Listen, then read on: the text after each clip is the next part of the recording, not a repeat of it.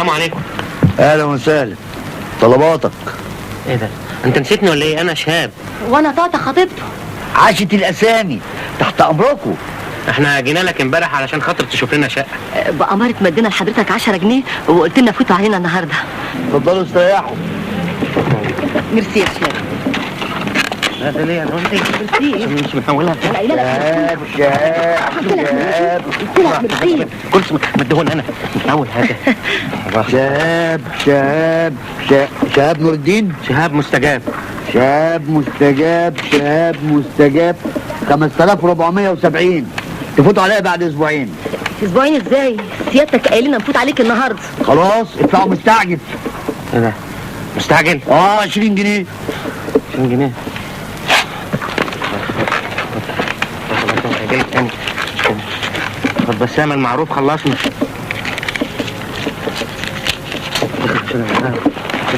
خد حته صغيره ولا حته صغيره؟ اشرح لي ظروفك. انا خاطب وامي لسه عايشه وابويا ما بيزورنيش يعني ما فيش. ظروف ايه يا فندم؟ عاوز شقة كام أوضة؟ تشطيب إيه؟ على الشارع العمومي ولا من جوه؟ اديني بياناتك. انا كل اللي معايا 2000 جنيه ومش عايز اكتر من اوضتين وصاله في اي شارع وفي اي حته. 2000 جنيه؟ ده انت ظروفك صعبة قوي يا شهاب. يا خسارة الشباب يا جدعان. لا حول ولا قوة إلا بالله ولا إله إلا الله. اللهم لا شماتة ولا اعتراض. ليه كده يا أستاذ؟ ليه؟ انت هتشوف لنا شقه ولا هتقعد تقطم فين؟ في حالتك دي ما تلاقيش غير أوضة وصالة. وفي الدور الثامن ولا اسانسير ولا ميه ولا نور ولا مجاري ولا حاجه ابدا. وكده تدفع 4000. 2 ميتين و2 من الايجار. طب وانا اجيب لك 2 ميتين منين؟ إيه؟ انت عايزني على اخر الزمن اسرق جثث؟ ده الحكومه تقفشني. هو صاحب العماره حنوتي ولا ايه؟ حنوتي ايه وقصص ايه؟ انا جبت 6 ميتين. انا بقول 2 ميتين يعني 2 رايحين عليكم. خلو يعني. خلو ايه؟ انت هتودينا في داهيه. انا جبت 6 خلو. 2 ميتين، 2 رايحين عليكم، والاثنين التانيين دول من الايجار. فاهم؟ ايوه موتوا الفلوس كمان. معلش. حول الله يا رب. حاجه 4 حيطان وخلاص. احنا موافقين يا عم. يا ولد الحب فيه اجر النوح، ده فيه ضنا وتعذيب للروح يا مشمش. ايوه تعالى يا ابني اقعد مكاني في الدكان عبال ما اروح مشوار وارجع تاني. حاضر. اتفضلوا اتفضلوا.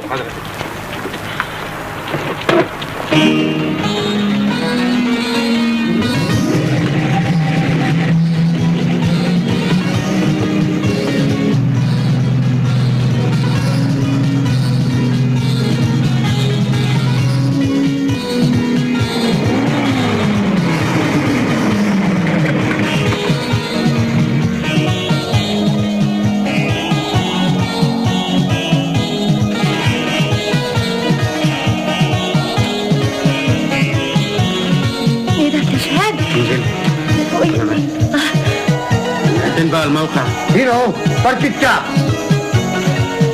ايه؟ عارف الراجل ده بان هيدوخنا معاه.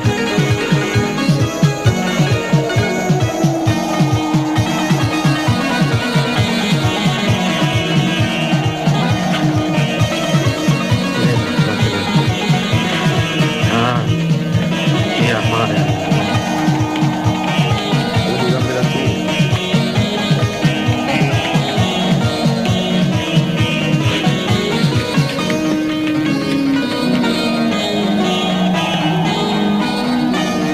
وصلنا؟ الحمد لله بالسلامة. حلو. فين بقى الموقع بقى؟ اهو ده الموقع. موقع ايه؟ العمارة. عمارة ايه؟ فين العمارة؟ هنا.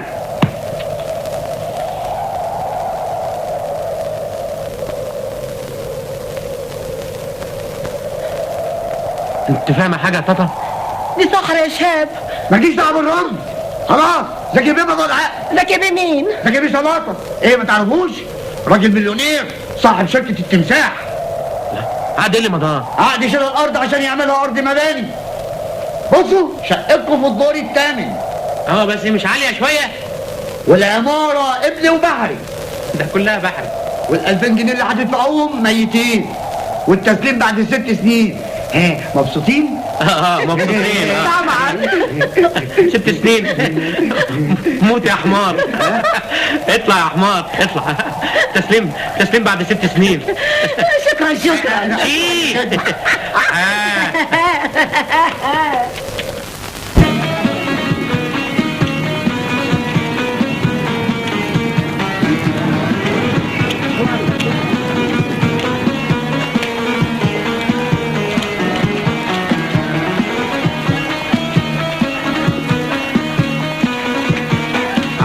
عبده.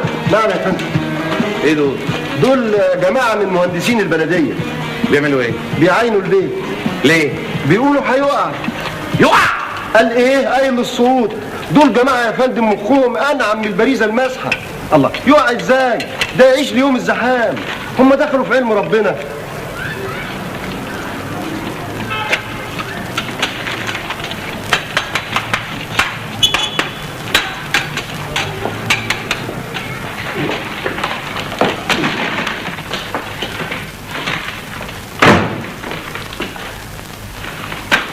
رتيبة! ايوه يا ايوب، انا في المطبخ. السلام عليكم. عليكم السلام. ايه مالك؟ مصيبة رتيبة، مصيبة. مصيبة ايه كفالة الشر؟ البيت قايل السقوط. مين اللي قال؟ في لجنة مهندسين تحت عينته وأكدت إنه هيقع. يبقى الجواب اللي جالك النهارده ده اكيد من البلديه يا دي الوقعه السوداء. جواب إيه؟ وريهولي كده. تعال. وريهولي.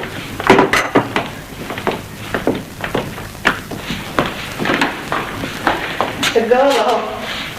ظرف اصفر، اكيد من البلديه.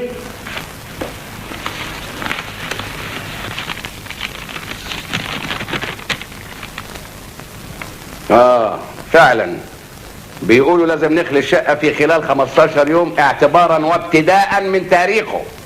نخليها ونروح فين؟ يا دي البلوى اللي ما كانتش على البال ولا على الخاطر. قال ربنا ما يقطع بيك يا متعوس، راح البرد وجه الناموس. رتيبة، انت هتعددي؟ كفاية اللي احنا فيه. هنعمل ايه دلوقتي؟ ونروح فين؟ لا معانا ألوفات ندفعها للخلو ولا لينا حد نروح نقعد عنده؟ ملناش حد ازاي يا رتيبة؟ امال ابننا راح فين؟ حد الله ما بيني وما بين مراته. انا اروح اقعد عندها؟ ده اهون عليا البيت يتهد فوق دماغي وما اروحش اقعد عندها يوم واحد. عندها ايه؟ احنا رايحين بيت ابننا يا رتيبة وده حقنا عليه. نستحمل شوية جنانها وعصبيتها، يعني ما فيهاش حاجة. طب لو احنا استحملناها هي هتستحملنا؟ دي بتشاكل دبان وشها، دي عاملة زي القنفذ، لا تنباس ولا تنحضن.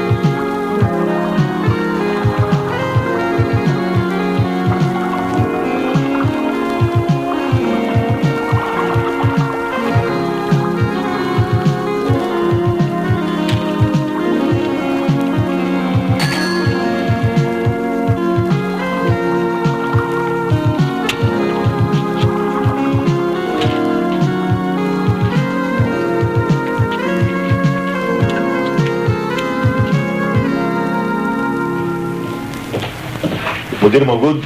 لا، في الموقع.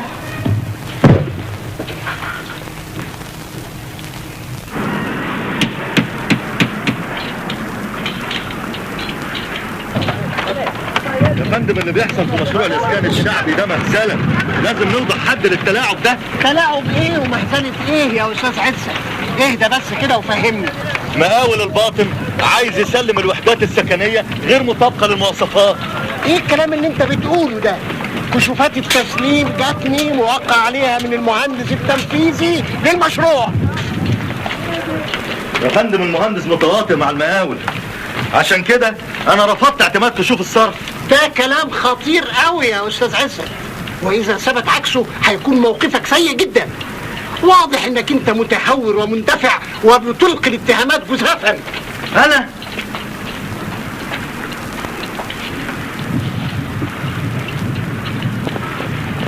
يا فندم ده بدل ما تحقق معاهم وتستبعد المقاول من المشروع. كويس خالص، سيادتك هتعرف المدير العام ايه واجباته. اسمع، ادام المهندس التنفيذي عن المشروع مضى، يبقى دورك محصور كمحاسب في اعتماد الكشوف. وانا بقى مش هعتمد. وانا هحولك للتحقيق.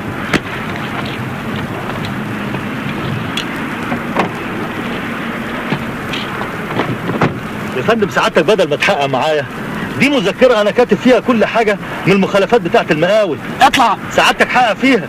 اطلع يا فندم، المال العام بيتنهب. انا بقول لك اطلع.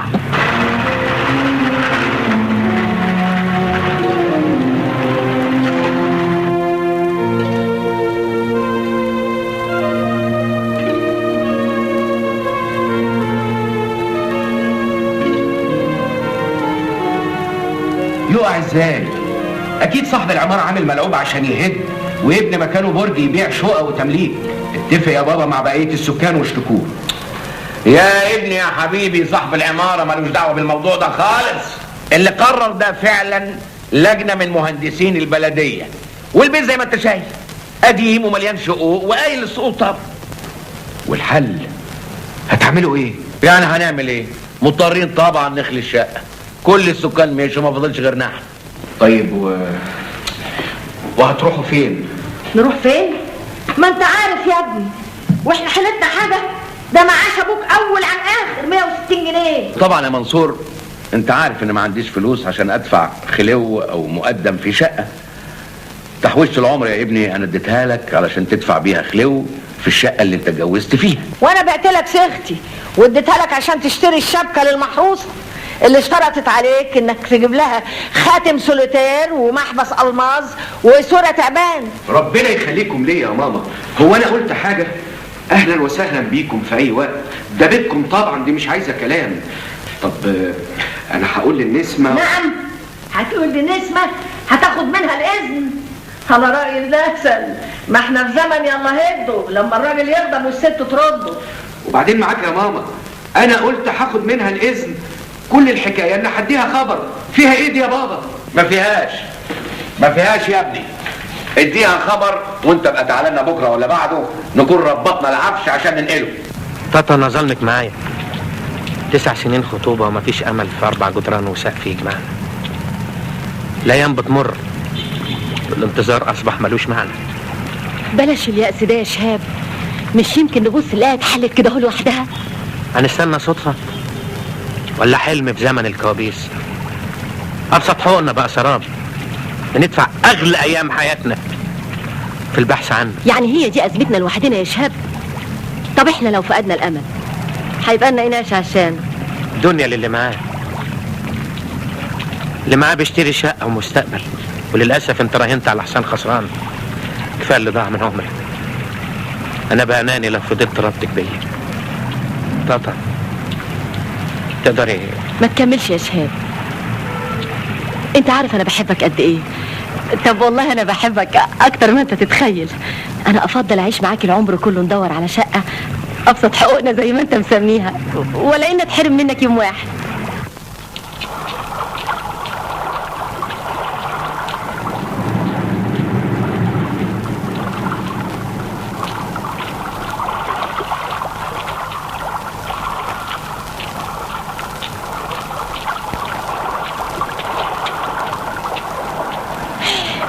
ايه اللي عمل فيك كده؟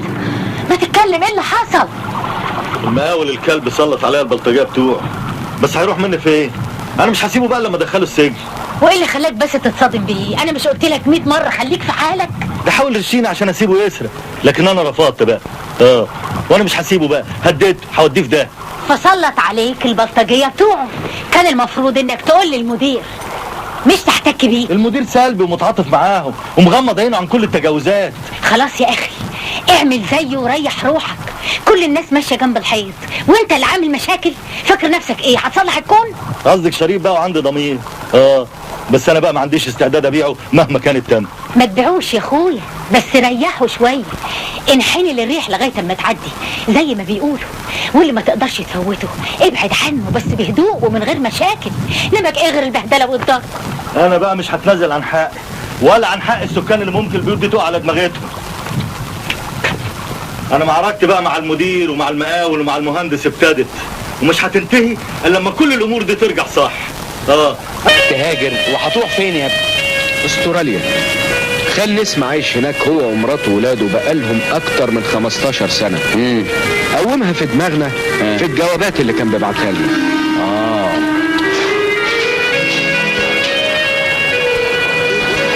وناوي تشتغل ايه هناك؟ اي حاجة بابا. اي حاجه ازاي يا منصور؟ ده قرار خطير يا ابني، ده عايز دراسه طويله. تسيبنا لمين يا منصور؟ ده انت ابننا الوحيد، نهون عليك تسيبنا واحنا في السن ده؟ يا ماما ده مش قرار نهائي. احنا هنسافر نقعد هناك شهر او 2. اذا ربنا وفقنا ولقينا شغل وعجبنا الحال هنستمر، واذا تعبنا هنرجع. ترجع ازاي؟ هو شغلك هيستناك هنا؟ اوعى تكون قدمت استقاله. لا طبعا، انا قدمت اجازه سنه بدون مرتب، وفي حاله رجوعي هقطعها وارجع الشغل تاني. انتوا بقى موضبين كل حاجه واحنا اخر من يعلم. ابدا يا ماما، احنا ما قدمنا اوراقنا في السفاره طالت المده لدرجه اننا نسينا الموضوع ده وما ابتديناش نتحرك الا لما الموافقه جت فجاه. بس بيني وبينكم دي فرصه العمر عشان ابني مستقبلي. مستقبلك ما تبنيه هنا يا ابني، بلدك اولى بيك. هنا فين يا بابا؟ ما هو على يدك. القوى العامله حدفتنا على وزاره الصحه، وانا خريج اداب وما بعملش اي حاجه اكتر من اني بمضي حضور وانصراف، واخر الشهر بقبض ما هي ما بتكفناش عيش حاف. يعني طاقه معطله والعائد مفيش. هناك بقى الوضع هيختلف خالص. واحنا ما فكرتش فينا يا منصور؟ ده احنا ملناش غيرك. ادعي لي بس يا ماما ان ربنا يوفقني وانا ابعت لكم تيجوا تعيشوا معانا هناك. احنا كنا نتمنى يا منصور انك تفضل معانا، انما ما دمت يا ابني شايف ان مصلحتك في الهجرة فاحنا ما نقدرش ابدا نقف في طريق مستقبلك. وامتى ان شاء الله السفر هيكون؟ الباسبورات جاهزة، بكرة انا ونسمة هنعدي على السفارة ناخد الفيزا، وربنا يسهل نقدر نلاقي حجز في خلال 10 ايام كده. ربنا يوفقك. على العموم ما تشغلش نفسك بينا، انا عارف ان وقتك ضيق واشكالات السفر واحوال السفر هتشغلك الفتره اللي جايه. على العموم انا من بكره الصبح هبعت اجيب عربيه كرو قصدي عربيه نقل عفش علشان اوضب العفش وانقله، وانا هعمل كل حاجه بنفسي. الحمد لله جت من عند ربنا. ده انا كنت حامله هم وعادي معاكم، يحصل خلافات، الامر يا ابني ما يسلمش، دي المصارين في البطن بتتخانق. ايوه بس الحقيقه انا مش عارف اقول لكم ايه. ايه يا ابني في ايه؟ اصل ايه؟ ما تنطق. ما تتكلم يا ابني. اذا كانت مراتك خايفه على عفشها طمنها، احنا هناكل على سفرتنا وهننام على سريرنا، واذا كان على عفشكم خزنوه في اوضه يا ابني. لا لا لا لا، عفش ايه؟ احنا هنبيعه. تبيعوه؟ انت يا ابني مش لسه قايل انكم لسه ما تعرفوش اذا كنتوا هتستقروا هناك على طول ولا لا؟ لا هو مش بالظبط هنبيعه. امال ايه، هتأجروه؟ لا مش بالظبط. طب هتسلفوه؟ لا مش بالظبط هنسلفه. انما ايه؟ مالك متلجلج كده ليه؟ ما تفهمنا يا ابني ايه الحكايه؟ ما تتكلم بصراحه يا منصور. هفهمكم. ايوه حضراتكم طبعا عارفين تذاكر السفر غاليه قد ايه.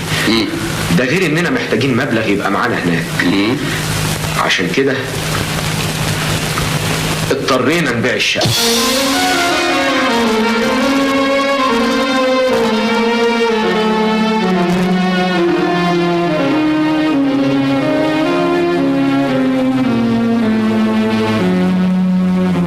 بطل الغم اللي احنا فيه ده بقى. يعني مبسوط لما المدير نقلك؟ قلت لك 100 مره تبطل عنجهيه اللي انت فيها دي، مفيش فايده. بتسمي وقوفي جنب الحق عنجهيه؟ دع الملك للمالك يا اخي، وانت مالك ما دام مفيش مسؤوليه عليك. اهو لو كل واحد بقى قال زي ما انت بتقولي كده البلد تخرب. اهو بيتنا احنا اللي اتخرب. حد يسيب الهدوء والجمال اللي احنا فيه ده ويروح لدوشه القاهره؟ ده احنا اتنفينا مش اتنقلنا.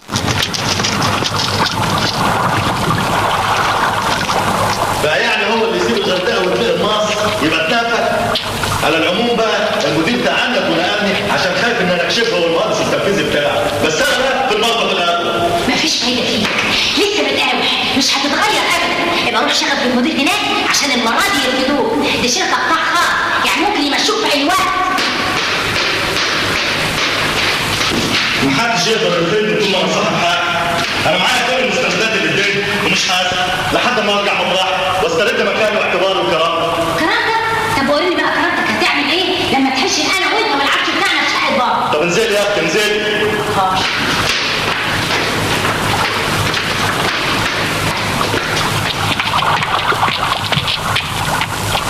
نهاره ابيض مش باين. اطلعي وانت ساكته. طلعنا.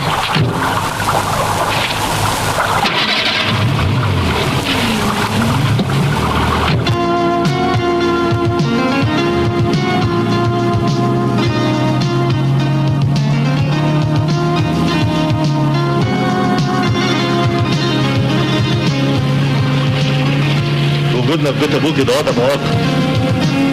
انا اول ما هوصل هدور على شقه. شقه؟ هي السنه بتحدد شقق فاضيه؟ معاك 10000 جنيه تدفع خلو؟ انت هتفضلي تطمن فيا طول السكه ولا ايه؟ اللي حصل ده ضريبه بيدفعها اي واحد عنده مبادئ. ان شاء الله مشكله السكن دي هتتحل. ما كانت محلوله وكنا عايشين مبسوطين ومستريحين. لك ايه من العجرفه دي غير البهدله؟ منيره احترمي نفسك واسكتي خالص. روق يا بيه. معلش يا ست هانم، قلبي معاكم. بحول الله يا ربي، ربنا بيمتحن عبيد واديكم مصر عشان يختبر ايمانكم وصبركم. عدم المؤاخذه يا بيه، هتعترض على حكمته؟ شو يا اخويا وانت ساكت؟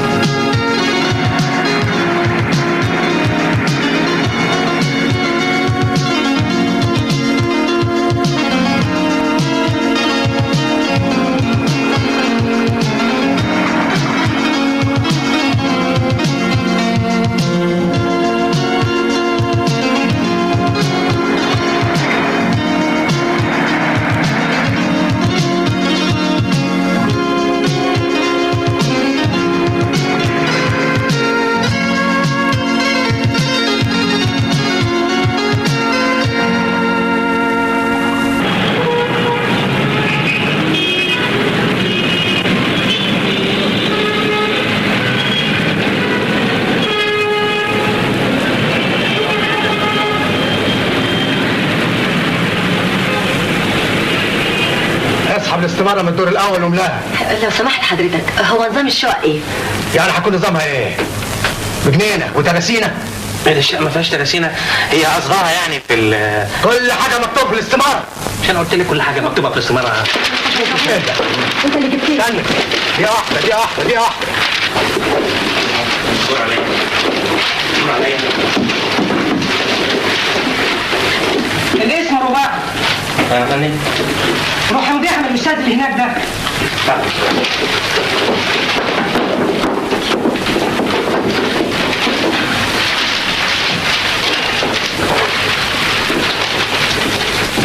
ادفع رسم القيد في الخزنه 30 جنيه وخد رقم من مكتب التسجيل في الدور الخامس.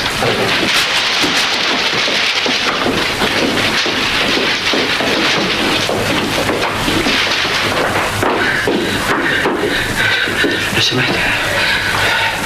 الاسكان المتوسط عند الاستاذ حنفي. هو فين الاستاذ حنفي؟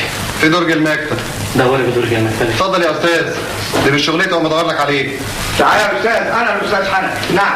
عشان اسامه فندم بقول عليك قاعد في درج المكتب وانت فوق المكتب. اولا الطلب ده تحط لنا عليه طابع دم وتكتبه لي من الدور السادس. استنى بس انا بحط لك الرقم.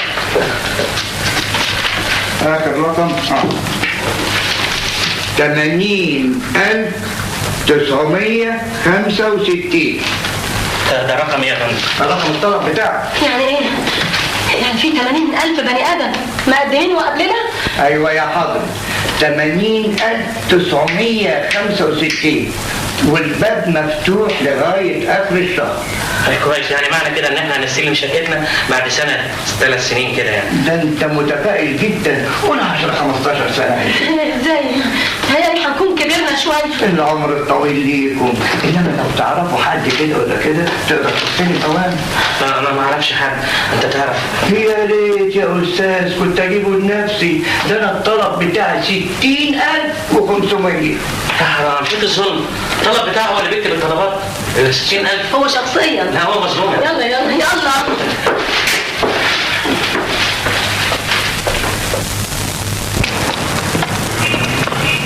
انا اسف جدا اعذبك معايا، يظهر ان مفيش نصيب. انت كل مره تقول لي كده، يعني اهون عليك تبني. ده انا اعمل ايه بس يا طاطا؟ اديكي شايفه مفيش امل. بلاش اليأس ده يا شاب، ربنا قادر يفرجها من عنده ان شاء الله. اهلا، ازيك يا شهاب؟ اهلا، ازيك يا عم؟ ازيك يا طاطا يا بنت؟ اهلا، ازيك يا عمي؟ ايه بتعملوا ايه هنا؟ كنا بنحاول نحجز الشقه لكن اكتشفنا ان احنا هنطلع على المعاش قبل ما ناخدها. ازمه ومش عايزه تتحل ابدا يا عمي. لا ازمه ولا حاجه. ازاي يا ولد يبقى عندك مشكله زي ديت وما تقوليش؟ يعني كنت هتعمل ايه يا عم؟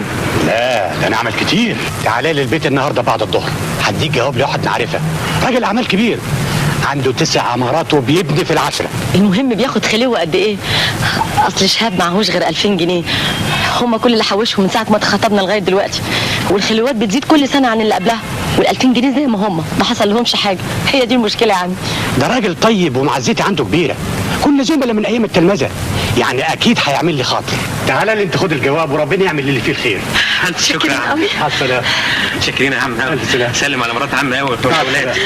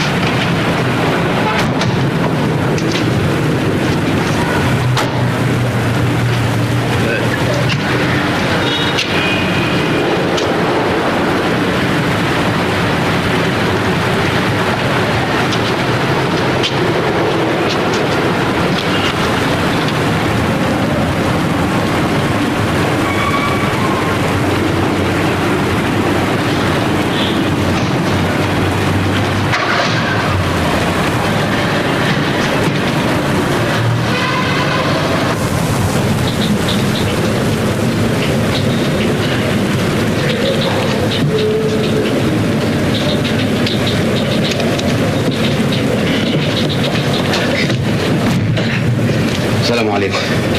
وعليكم السلام. الاقي عندكم محلات فاضيه؟ اوضه ولا سويت ولا رويال سويت؟ يعني ايه؟ يعني حاجه انا عشاننا يعني. على البسين ولا على الجناين؟ اي حاجه، احنا مش عايزين غير 4 جدران وسقف.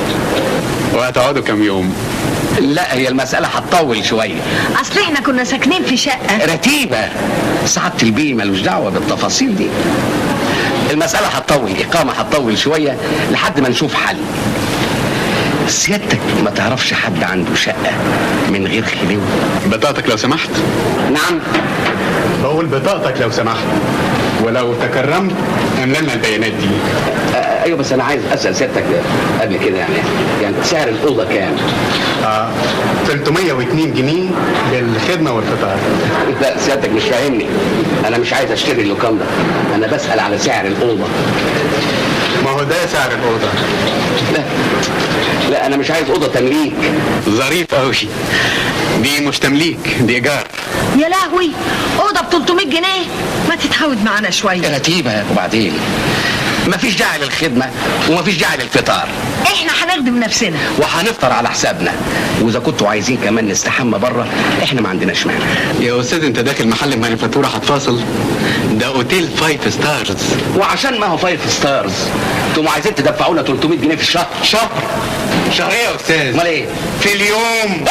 في اليوم؟ هو حضرتك ما نزلتش قبل كده في فنادق؟ رتيبه، عايزين يدفعوا لنا 300 جنيه في اليوم. واثنين دي من علامات الساعه. اوعى كده. طيب بتقول ايه؟ الله، تعال هنا، ده احنا لو سكننا في قصر وكل يوم اكلتونا ديك رومي مش هندفع 300 جنيه. واثنين جاك تانية ما تتفرد.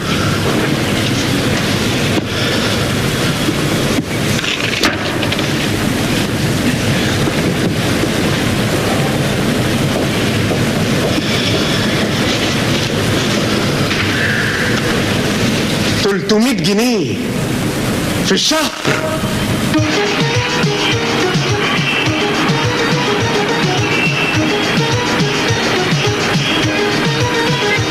و23 قرش. يلا رتيبة. 101 96 قرش ونصيبة. تعال. يلا بينا يا ايوب. 40 جنيه 430 مليم. 29 جنيه 29 قرش. يلا يا ايوب. يلا رتيبة.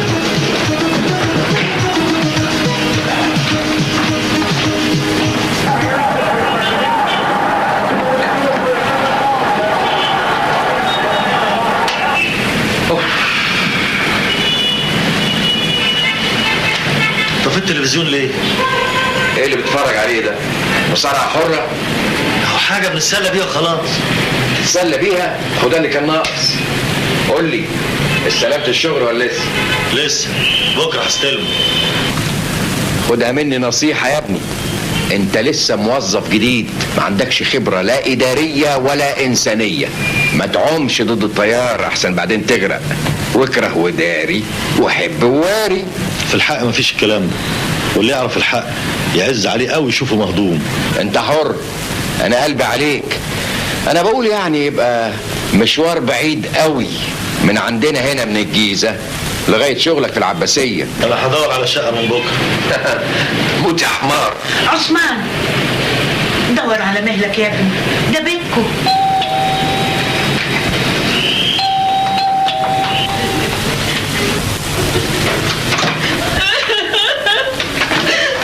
مالك يا خالتي؟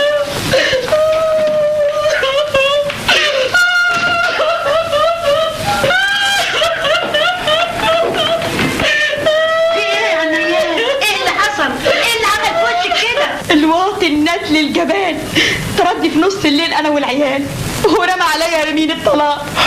اهلا وسهلا. كملت. من يوم ما اتجوزت وما شفتش يوم عدل، بختي مايل طول عمري. الله يجازي اللي كان السبب. ما كلمتوش ولا فتحت بقي من غير مناسبه دور فيا طلطيش. من غير سبب كده خالص؟ وحياتك من غير سبب.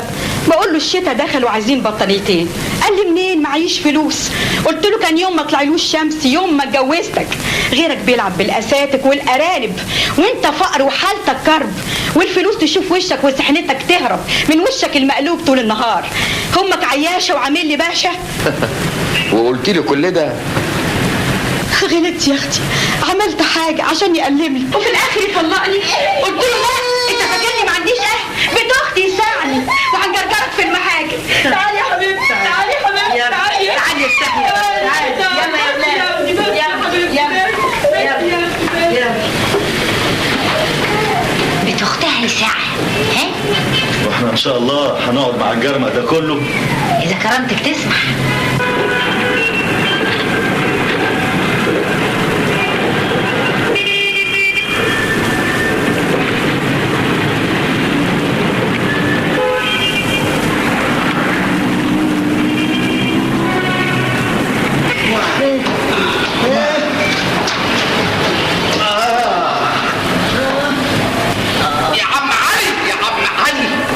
نفسنا هتقطع يا ابني.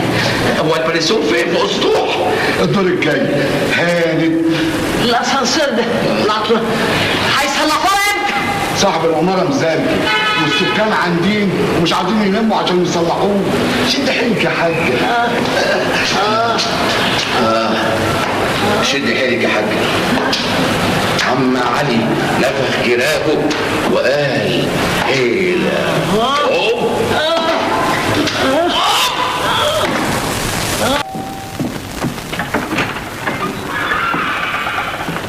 السلام عليكم. وعليكم السلام. الاستاذ والست وطولهم عاوزين اوضه. اهلا وسهلا. اهلا بيك. اتفضل. بطاقتك من فضلك.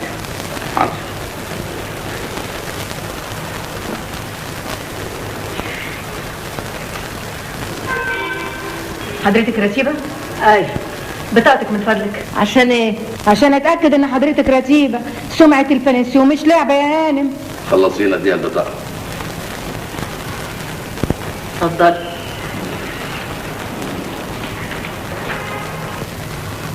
بس الصورة هنا متغيرة شوية. الصورة دي يا هانم بقالها 30 سنة على الأقل. يعني انت دي من 30 سنة؟ لا أمي. طب وحضرتك شايلة بطاقة أمك ليه؟ عياء. أقول لها إيه دي بقى؟ يا مدام أنسة من فضلك.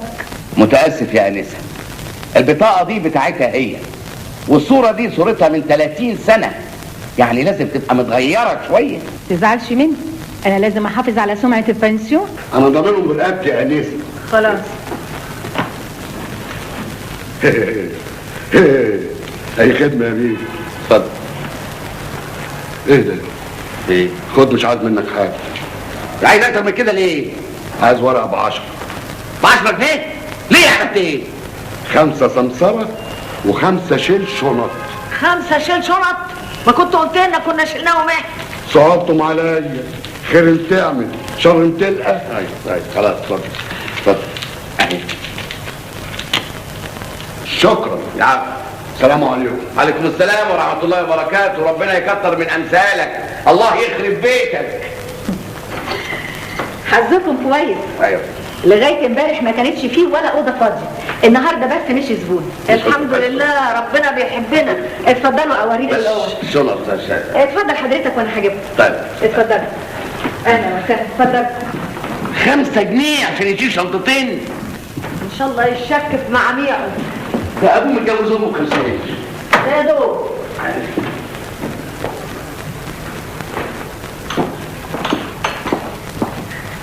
ايه رأيكم بقى؟ دي أحسن أوضة عندي. شرحة وبرحة وتجنن. ايه ده؟ هي دي الأوضة؟ دي ما تسعناش واحنا واقفين. شفت ده؟ السرير ده هننام عليه ازاي احنا الاثنين؟ بستنا. هجيب لكم سرير إضافي. ويا ريت كمان دولاب إضافي. نهاية ما علينا. الأجرة كام؟ 15 جنيه بس، واستهلاك نور 15 يبقى 40. 30 جنيه يا أنسة. و15 جنيه نور ليه؟ دي لمبة واحدة يتيمة ومش هنولعها لأننا بننام المغرب. خلاص نخليها 10 و10 مية و10% خدمة و10 جنيه بدل تلفيات، يبقوا 75 جنيه. تلفيات ايه؟ هي الأوضة فيها حاجة عشان نتلفها؟ ما انت لسه خالع ضرفة الدولاب.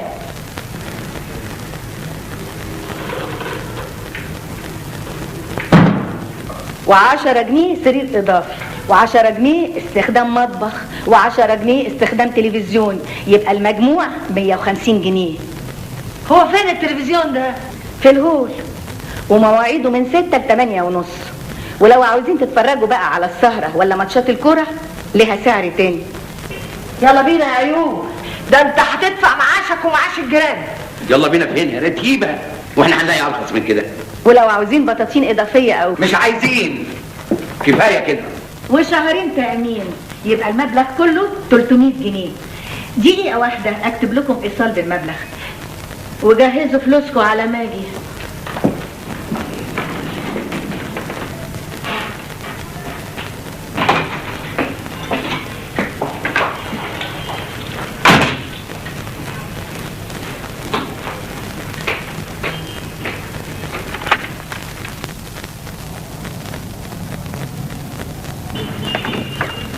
زي بعضه، دول احتلوا الأوضة.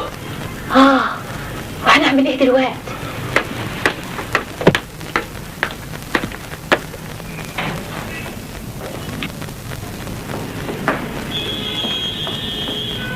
الحل هنعمل ايه دلوقتي؟ هننام فين؟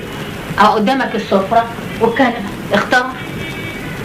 انا هنام على السفرة، نام انت على الكنبة. تقدر تقول لي بقى سيادتك ايه الحل دلوقتي؟ حل؟ اي الشقة من حقها، دي حضانة، دي ممكن ترفع دعوة في محكمة الأمور المستعجلة يحكموا لها بالشقة، تطرده هو انا بكلمك عن مشكلتها هي، انا بكلمك عن مشكلتنا احنا. هنفضل نايمين على السفرة والكنبة لغاية المحكمة تحكم لها بالشقة؟ وانا هعمل ايه؟ من ساعة ما جيت مصر وانا دافع السماسرة. ال1000 جنيه اللي معانا ما ينفعوش خليه وعيش، وكمان صرفنا منهم 200 جنيه.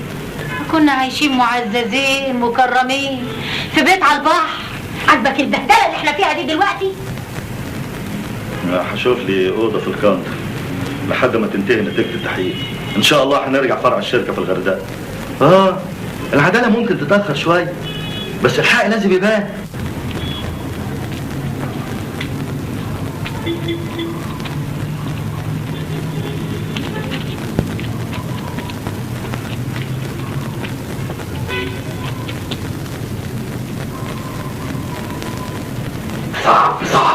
تيجي زي دي. السلام عليكم. عليكم السلام ورحمة الله وبركاته. راسي بيه موجود؟ مين حضرتك؟ أنا شهاب مستجاب. قعدت؟ لا مفيش. سيب تليفونك ونتصل بيك ونحدد لك ميعاد. أنا ما عنديش تليفون. أنا جاي من طرف عم الأستاذ بركات عبد الستار وده الكارت بتاعه. طب اتفضل اقعد هنديله خبر. ماشي.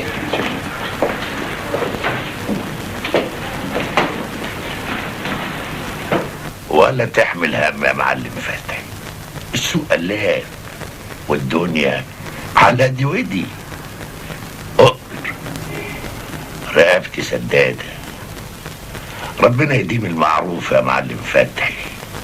مع السلامة. واحد اسمه شهاب مستجاب عايز يقابل حضرتك وجاي مع كارت. خليه يتفضل.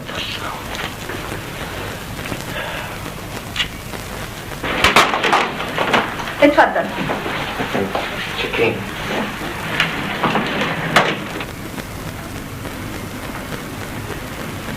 السلام عليكم يا غازي بيه. سلام ورحمة الله وبركاته. هو بركات عبد الستار يبقى عمك؟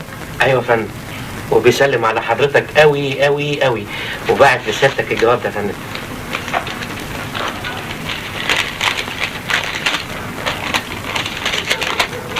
كنا بنقعد على تختة واحدة في المدرسة مع بعض، بس أنا بقى سبت المدرسة واشتغلت في التجارة والمقاولات واللازمين. كله تمام يا غازي بيه. خلصتم؟ اللوريات كلها وصلت والباقي بكره باذن واحد احد، وتقريبا خلصنا، بس عايزين 150,000.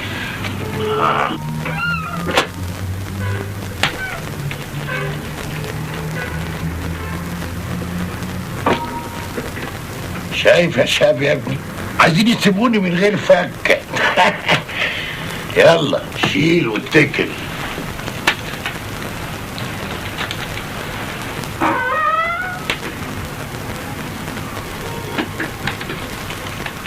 ياه، 9 سنين خاطب وبتدور على شقة، ما جيتليش ليه من زمان؟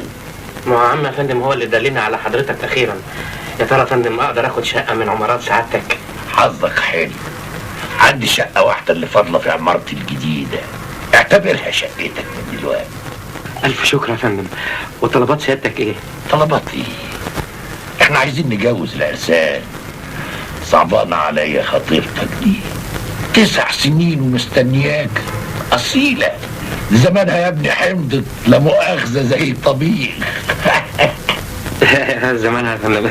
يعني حضرتك يا فندم مش هتاخد خلو؟ خلو ايه يا ابني؟ اعوذ بالله، انا ما اقبلوش على عيالي. حب انا والزمن عليك، حرام. جزاك الله خيرا يا فندم.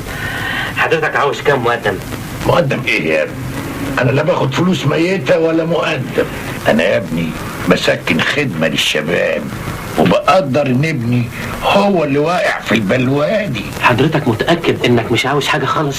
10 جنيه بس، ربط كلام. 10 جنيه بس يا فندم؟ اتفضل حضرتك. 5 6 7 ونص 9 10. اتفضل يا فندم. ثانية واحدة اكتب لك وصل. ده يا فندم ايصال ايه مش مهم.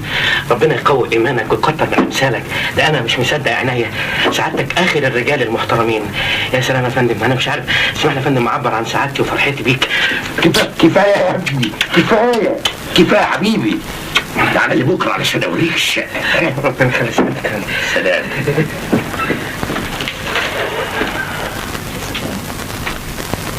يا ابني الامل راكبه جمل وبات حزين معلم بطين ومرايه الحب عاميه ومتكسحه. بس كفايه، بس ارحميني اطلع من هدومي. تعبت، عاوزه اتعالج من الامثال بتاعتك، اعصابي تعبت. سلامة اعصابك يا اختي، انت بيحوق فيكي. ده احنا بقالنا 9 سنين واحنا على دي الحال، اللي نقول نعيده تاني، وانت دماغك زي الحجر. ولو قعدت 19 سنه مش هسيبه. بيحبني وبحبه. مش هتجوز غيره.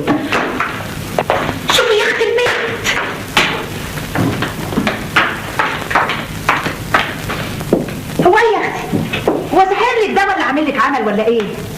معلش يا طاطا معلش، بكره لما تلاقي نفسك قاعده كده اهو من غير جواز ومعنسه تقولي يا ريتني كنت سمعت كلامك يا مامتي.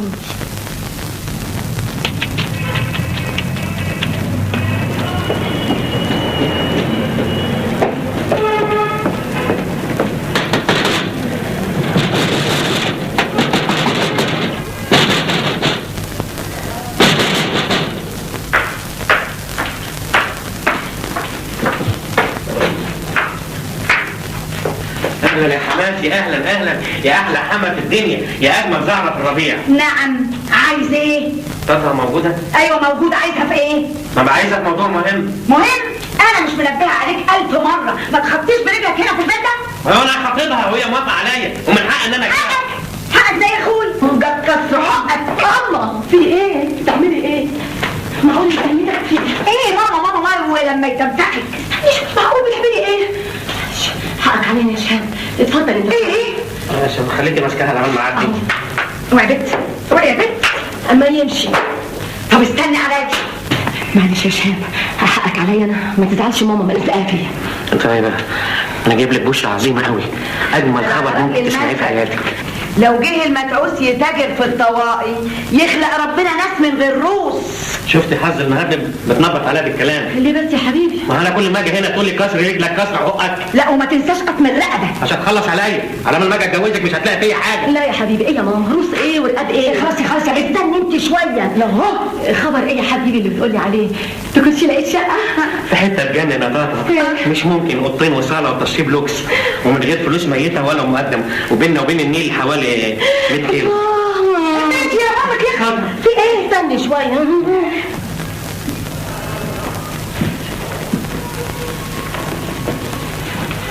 السلام عليكم.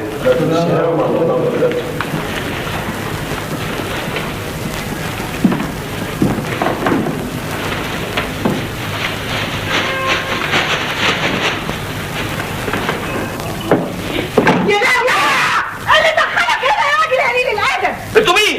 امشي اخرج بره يا سايب يا عايب. انتوا ايه اللي جابكم هنا؟ في رتيبه. رتيبه مين يا ابو عين زايغه؟ ده انت وعيتك سودا ومنيره النهارده. يا اختي اختك يا ناقص. انت بتستعبط. ايه في ايه؟ الراجل الدون ده اتهجم علينا، ده لازم يروح القسم. ايه اللي جابك هنا؟ في رتيبه دي اختي يا ناس. تعالى بس. مش جاي. اوعي تعالى معايا. انا جاي ايه؟ من النهارده ما بقتش قطه، عملنا تغيير وقعدناك مع الرجاله في اوضه واحده. يا فندم ايه؟ ما سمعتش؟ بقول لك اوضه للرجاله واوضه للستات. نعم. نعم الله عليك يا اخويا. ايه؟ هو انت لا بتفهم ولا بتسمع؟ بقول لك اوضه للرجاله واوضه للستات وعاملين تخفيض 10%. انت بتقولي ايه يا وليه انت؟ وفين رتيبه؟ رتيبه نزلت السوق تشوف طلباتها. اتفضل بقى معايا على اوضتك، تعالى معايا.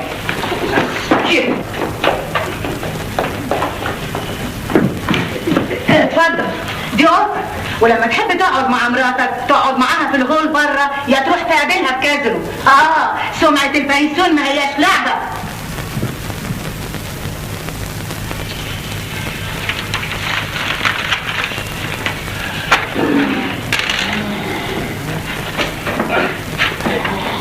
وريني.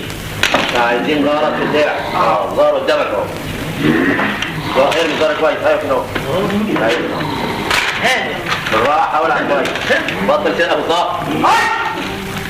شوف شيش بيش يعني هتاخدوا مرس خشب يا جميل. يا راجل دي شيش جوه قدام منك اهي. شيش سيف. السلام عليكم. ايه؟ الظاهر قدامك اهو. عم النضاره بقى وشوف اللي قدامك. انت تعالى يا عم انت. نعم. شوف ده ايه؟ شيش بيش ولا لا؟ شيش بيش. ايوه في الشيش. هو ايه؟ انت قاعد عاملينه؟ ايه شيش سيف. شيش بقول لك ايه؟ ايه شيش بيش؟ انت معايا ولا معايا ولا جاي؟ انا معاك. انت دخلت هنا ليه طيب جاي ليه؟ لما انت مش عارف ليه؟ انا معاك. ايه شيش سيف؟ احنا يا سيدي انا تعلن شركة مصر للطيران عن وصول الرحلة رقم 9999 القادمة من الجزائر. شكرا.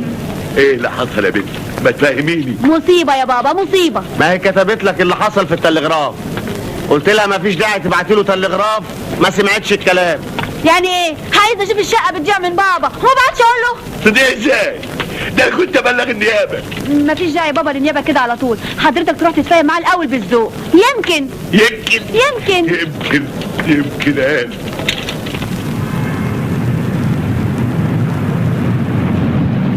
انا مش مصدق ازاي ده يحصل. يعني ايه واحد يستولى على شقتي؟ احنا فين؟ في غابه؟ مفيش قانون. انا جيت يوم الخميس اللي فات من الزقازيق عشان ادفع الايجار المتاخر، البابا مرضيش ياخده مني، طلعت لقيت صاحبنا بغير الكالون، خبطت طلع لي وقال لي هي شقته وطردني، قتلت الغرف على طول. انا كنت معاه وقلت له دي بنت المستاجر وانا خاطبها، قال لي اجري العب بعيد يا تافه انت، دي شقتي انا. يبقى اكيد عمل ملعوب مع البواب، وقعتهم سودة هما الاتنين. انما انت اخدت اجازه ولا عملت ايه يا عم؟ اجازه؟ ده انا لغيت الاعاره خالص. ليه؟ يومه مش فايت النهارده.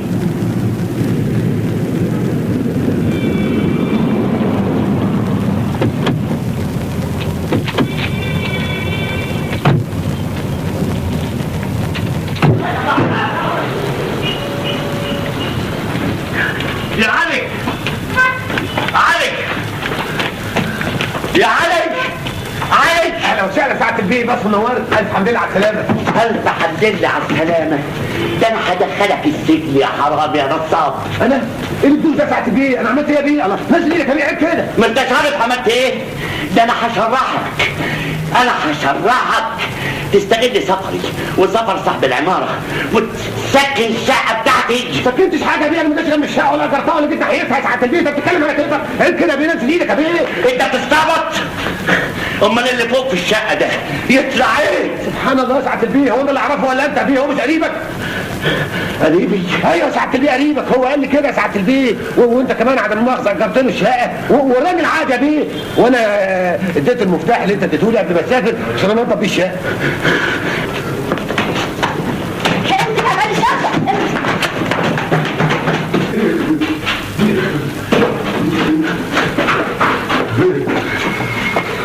امسك اعصابك يا عمي وما تتهورش، كل شيء يتحل بهدوء. نعم. انت مين؟ وايه اللي دخلك هنا؟ انت اللي مين؟ بيسأل انت اللي مين؟ وعايز امسك اعصابي؟ استنى بس يا عمي، استنى بس. حضرته الاستاذ سعفان والد الانسه فاطمه خطيبتي وصاحب الشقه دي. الشقه دي؟ ما شاء الله. ازاي تبقى شقتك وانا موجود جواها؟ مش غريبة حبتين الحكاية دي؟ انت بتسأله هو؟ ده بيسألني انا وعايز امسك اعصابي. ده انا هوصيك في 60 داهية. استنى بس يا عمي، استنى بس. استاذ من فضلك ممكن ندخل نتفاهم جوه؟ لو انا اتهاجم عليا لكن مفيش مانع. اتفضلوا. اتفضل يا عم. اتفضلوا.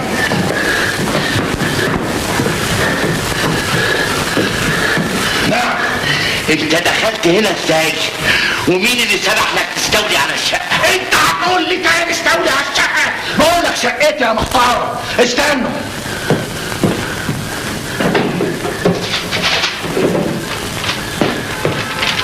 طبعا بتعرف تقرا؟ اتفضل. ادي وصل النور والميه والغاز الطبيعي.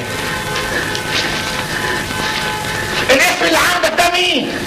محمود عبد الرازق. حضرتك. اتفضل اقرا يا استاذ. محمود عبد الرازق. وادي بطاقتي العائليه واسمي وصورتي. مستحيل. ازاي ده حصل؟ اقول لك ازاي ده حصل. شوف سيادتك مكتوب هنا ايه؟ حوريني؟ لا من بعيد. عدم المؤاخذه لقيت الشقه دي ب30 باكو، كل باكو ينطح باكو، مدفوعه كاشن دي ماني، والعقد عليه امضتي وامضه البايع. هو انت برضه مش اسمك سعفان عبد الحق المناديلي؟ تبقى زورت امضتي يا غشاش يا حقير. انا هوديك في داهيه. امسك اعصابك يا عم، بيننا وبينه القضاء. انت مش معاك عقد الشقه؟ جوه وهجيبه هبيته في التخشيبه الكلب ده. تعالى هنا. رايح فين؟ في حريم جوه. بقول لك ايه، امشي من سكات احسن لك، بدل اقول لك اتهجمت عليا واوديك في 60 داهيه. انا اللي هنحيك من الوجود يا حرام يا نصاب. لا ده انت بقى عايز الطريحه اللي هي. انا كنت محترمك عشان الاستاذ الشنتل اللي معاك ده، لكن مفيش فايده. خد الله، انا هسلمك، انا هضيعك، انا هخليك ما تساويش نخله.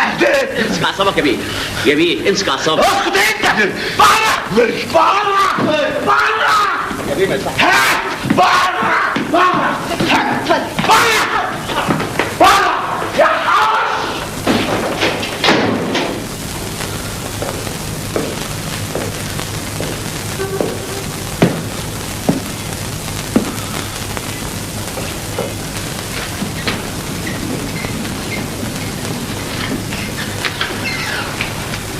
محمود، في ايه يا محمود؟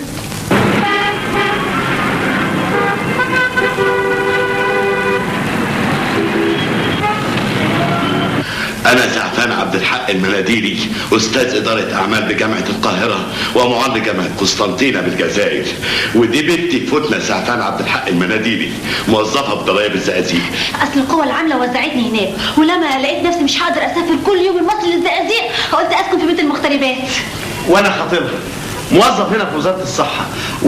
ايه المشكله؟ هاتوا من الاخر، انا مش فاضلكم. المشكلة إن بنتي مخطوبة للأستاذ من 3 سنين ومش لاقيين شقة.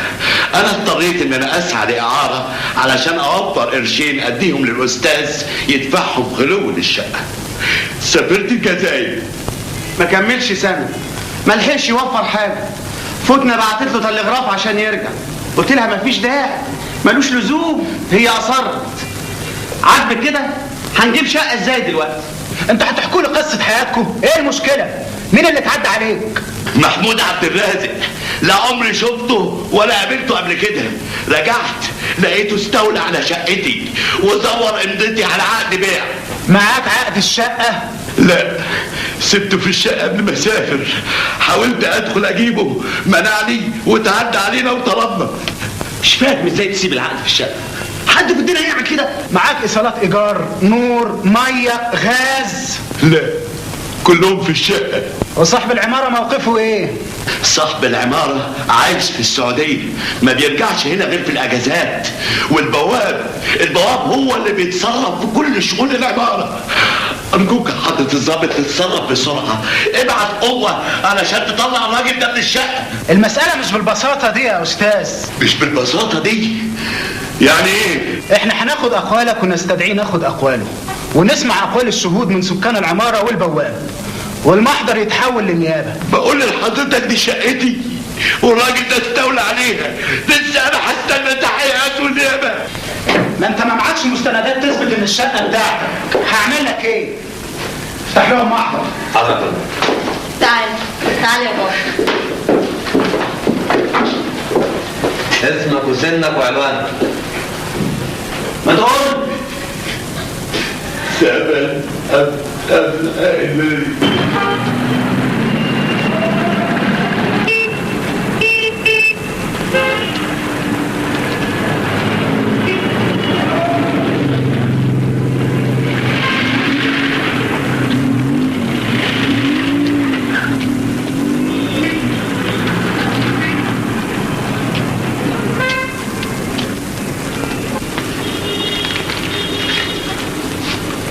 استاذ عزت، حضرتك ما دفعتش حساب الاسبوع ده. تمام، كام؟ اتفضل.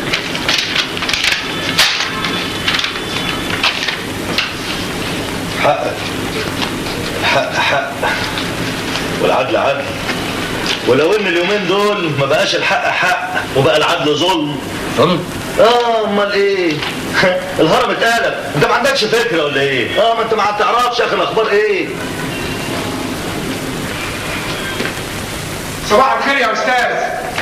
صباح الخير، اهلا وسهلا. ازاي الصحه؟ انا عبد المعطي جارك في الاوضه اللي جنبك هنا، والنبي لو فيها رزاله الاقي عندك فوطه وصابونه ومشط، ولو فيها اساءه يعني بس شويه شاي ناشفين وحبه سكر، واذا امكن يعني معجون الحلاقه وفرشه السنان، يعني فرشه السنان وبس.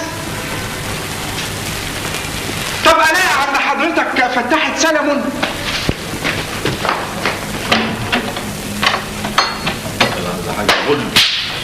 ايه اللي اخرك كده يا عز؟ كنت فين؟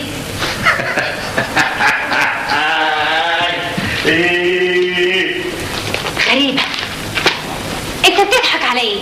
اول مرة اضحك من سنين. ربنا يبسطك. لازم بتضحك على الغم اللي احنا عايشين فيه. مش هتصدقي. ما صدقش ايه؟ اسكتي. مش طلعت انا السبب تصوري؟ سبب في ايه؟ في فساد البشرية وخراب الزمن. عارف لو شرحت لي انا هفهم انت بتقول ايه. اشرح لي بقى. شوف يا ست، في التحقيق طلعت انا حرامي ومشاغب ومرتشي وقليل الادب وسيء التربية. عزت بطل تريقة وفهمني. ومش بعيد كمان يتهموني ان انا كنت السبب في حرب فيتنام، مع ان حرب فيتنام دي كانت بين فيتنام وامريكا وانا ماليش دعوة بيها خالص. عزت انت بتخرب بتقول ايه؟ انا ما بخربش، الهرم اتقلب، يبقى فيه امل، يبقى انا اللي بخرب. انا مش فاهمه اي حاجه، انت جرالك ايه بس؟ انا كويس، هم اللي طلعوا مغفلين. وقفوني عن العمل. يا نهار مش باين وبتضحك. الله، هم اللي خسرانين لما المساكن دي تقع على دماغ الناس. انا اللي خسران ولا هم؟ حولها.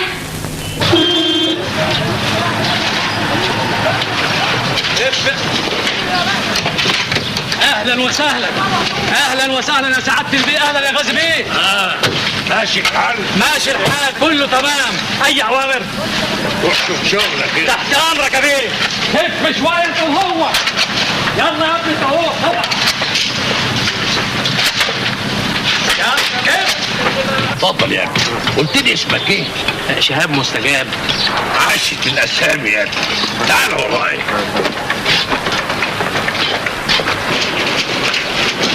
اهلا وسهلا يا غازي بيه. شرفت يا سعاده البيه. بس دي عمارة لسه هتتبني يا غازي بيه. كلها شهرين ثلاثة وتبقى خلصت. انت حظك كويس قوي خدت هذه الشقة. اهي دي بقى شقتين. بس المساحة كبيرة قوي. اظن مفيش بعد كده بقى. لا ده حاجة عظيمة جدا يا غازي بيه. طب لا مؤاخذة يا غازي بيه، يعني التسليم هيبقى امتى؟ الحكاية دي بقى عليكم. يعني ايه؟ تعال اسماعيل، تعال اقعد هنا. تحت امرك يا غازي بيه. اديله المقطف. اتفضل. ايه؟ شد حيلك بقى وريني همتك. ايه ده؟ مقطف علشان تشتغل معاه. انا؟ امال ابويا؟ كل اللي شفتهم بيشتغلوا دول سكان العمارة. هو يا سعادة انت بتقول ايه؟ اللي سمعته. عارف اللي ادالك المقطف ده مين؟ ايوه. انت هتشتغل مع ناس محترمين. ايوه. مهندس كبير قد الدنيا. ولا ايوب. تعال هنا واحد. كنت بتشتغل ايه؟ انا كنت بشتغل مدير عام سابق يا فندم. دلوقتي بشتغل فاعل يا فندم.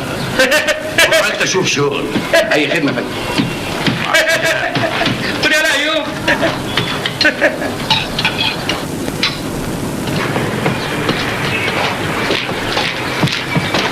تعال هنا.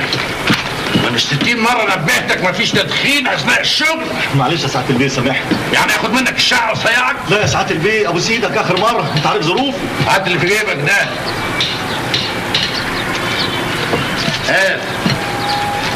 ابو سيدك خلي لي الفلوس علشان تشتري بيها سجاير تاني. كتير. اتفضل شوف شغل. قلت ايه يا ابني؟ هتشتغل ولا اخد منك الشقة؟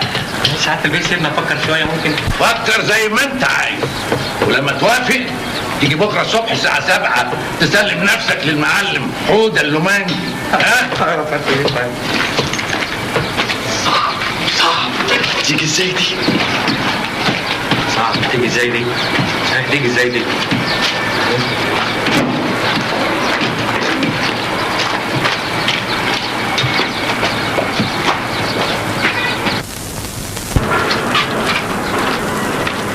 تعال عايز اتكلم معاك. تعال. ايه؟ بلغني ان غازي بيه عرض عليك انك تشتغل معانا في مقابل شقه وانت متردد. الكلام ده صحيح؟ ايوه. تفتكر يعني ان المساله زي دي مش محتاجه تردد؟ يا ابني يا حبيبي، ما كلنا كنا مترددين في الاول.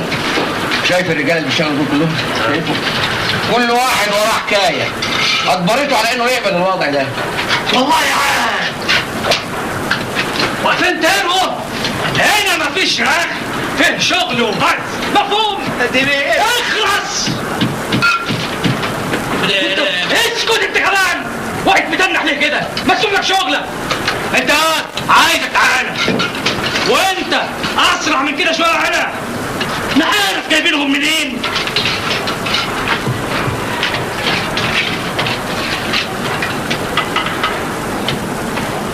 ما تفكرش كتير، لو محتاج ما تضيعش الفرصة. الحقيقة أنا احتياجي ضروري قوي، بقالي 9 سنين خاطب ومش عارف أتجوز. يبقى ما تتردش وتيجي تستلم الشغل من بكرة. بدل ما تتبهدل في اللوكندات والبنسيونات زي. ثم في حاجة تانية، هتضمن تسكن في شقة في عمارة كاملة المواصفات، لأن أنا شخصيا بشرف على المونة بقى بنفسي. طب أعمل إيه بس في الوظيفة؟ ده أنا بمضي حضور وانصراف كل يوم. اعمل زيي، اكتب مذكرة في المهندس التنفيذي اللي انت بتشتغل معاه، ساعتها المدير بقى هيكافئك ويعفيك من الامضاء والحضور والانصراف. بس أنا ما بشتغلش مع مهندس تنفيذي. خلاص اتصرف بأي طريقة، بس المهم بقى أول ما تستلم الشغل هنا اوعى تفرط في كرامتك، خصوصا مع حوده اللومانجي أو غازي بيه. دي النصيحة الوحيدة اللي أنا أقدر أقدمها لك. أنا شخصيا محدش فيهم يجرؤ يهني أو يكلفني بأي عمل أنا ما أقدرش عليه. ده اللي هو أنت. طيب عن إذنك.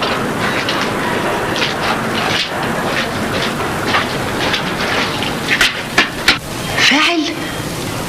عاوز تشتغل فاعل يا شاب؟ عندك حل تاني يا طاطا؟ لا ما عنديش، بس ما دام ما عندكيش حل تاني يبقى ما فيش داعي للاعتراض. بس دي حاجة مهينة خالص. زيي وأحسن مني بيشتغلوا في العمارة، مهندسين ومحاسبين ومديرين عموم. طب وهتعمل ايه في شغلك؟ من بكرة هقدم على اجازة لمدة سنة بدون مرتب. طب والعمارة دي تخلص امتى؟ احنا وشطرتنا زي ما قال غازي بيه. على العموم يا طاطا انا مش عايز اظلمك معايا. يعني ايه؟ انت ليكي حرية الاختيار، يا اما تستنيني لغاية لما نشطب العمارة، يا اما اوعى تنطقها يا شهاب. انت كل مرة تقول لي كده هتذليني عشان هتتجوزني؟ يعني نهون عليك حبنا؟ بس انت عجزتي وكبرتي وعن قصدي يعني محدش عارف ان العمارة دي هتخلص امتى. اللي خلانا نصبر السنين دي كلها ونصبر كمان سنة ولا 2. عاوز تسيبني لمين يا شهاب؟ انا بقى عندي 30 سنة. 30 سنة صح. بس أرجوك يا طاطا مفيش داعي ان اهلك يعرفوا ان انا هشتغل في الفعل. خليني محترم قدامهم.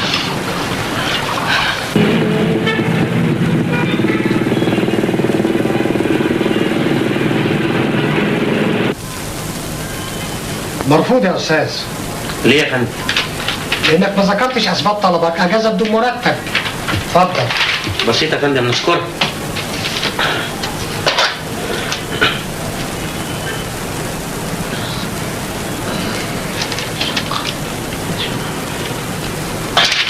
اتفضل يا فندم. من اجل التفرغ للبحث عن شقه. تضحك ليه يا فندم؟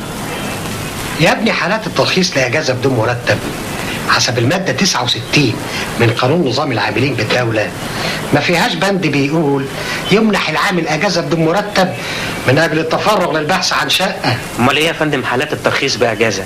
السفر للخارج أو أداء الامتحانات إذا كان العامل منتسب لكلية أو هيمتحن دراسات عليا، أو رعاية الطفل إذا كان العامل ست. اتفضل يا فندي، اقرأ القانون بنفسك. حلو يا فندم. يا فندم مادة يا فندم ممكن يا فندم تنطبق عليا. ايه دي؟ يا فندم يجوز للسلطة المختصة منح العامل أجازة بدون مرتب الأسباب التي يبديها العامل وتقدرها السلطة المختصة. اتفضل اقرا القانون بنفسك. وتقدرها السلطة المختصة، ده شرط أساسي، وأنا ما قدرتش أسبابك. قدر، أرجوك تقدر يا فندم. أنا بقالي سنين خاطب ومش عارف أتجوز. دي مسائل شخصية يا سيد، وحالة العمل تستلزم عدم منحك أجازة. حاجة العمل؟ ده احنا يا فندم 10 موظفين بنقوم بعمل واحد بنخلصه في 3 أيام، وبقية الشهر يا فندم بنقعد نلعب كلمات متقاطعة. كلمات متقاطعة؟ دي مخالفة إدارية هتتحولوا كلكم بسببها للتحقيق. اتفضل يا أستاذ على مكتبك، اتفضل.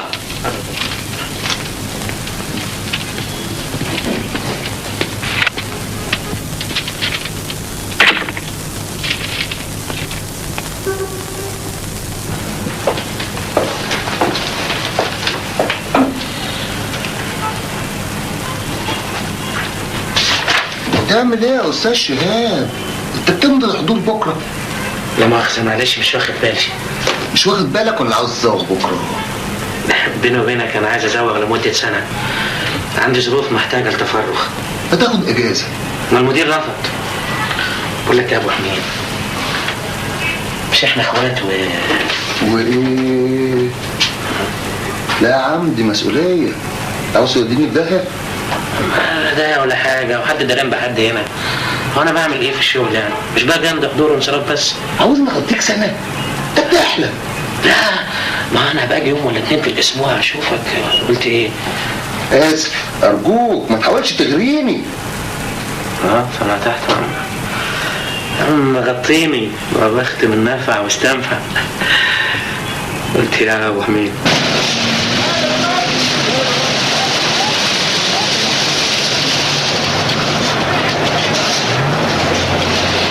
لو سمحت. ايوه الاقي المعلم حوده لومانجي فين؟ لومانجي؟ اعوذ بالله يا راجل. استاذ ايوب. ازيك يا استاذ ايوب؟ الله يسلمك. حوده لومانجي فين؟ ها؟ تلاقيه فوق. طب على مالك؟ ايه اللي بيحصل؟ يلا يلا. صباح الخير يا معلم هدى. نعم. انا شهاب مستجاب الموظف. هات من الاخر. شوف شغلك يا انت وهو. انا مستاجر الشقه الجديده اللي في الدور العلوي. فاعل جديد يعني قدامك بسرعه شويه. نعم. نعم الله عليك يا اخويا. اطرش اما اقول لك تطاطي يعني تطاطي كده اهو. كده اهو. في ايه؟ في ايه؟ اخلص. ايه اللي بيحصل ده؟ يلا وديها بسرعه. هو ايه ده؟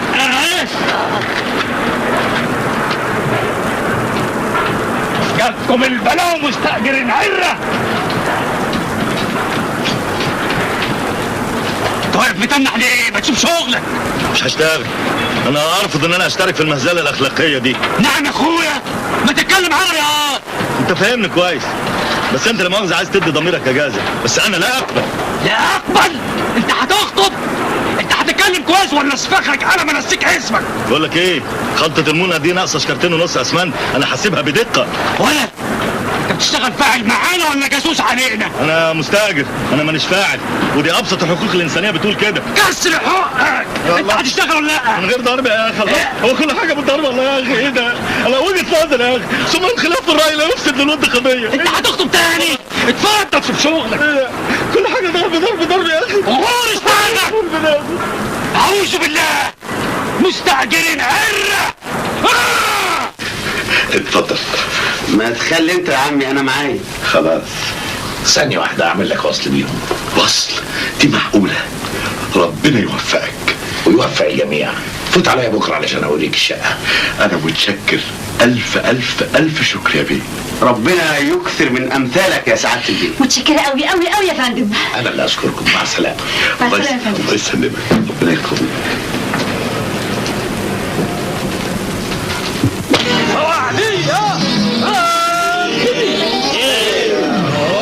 أكثر بسرعة. أكثر.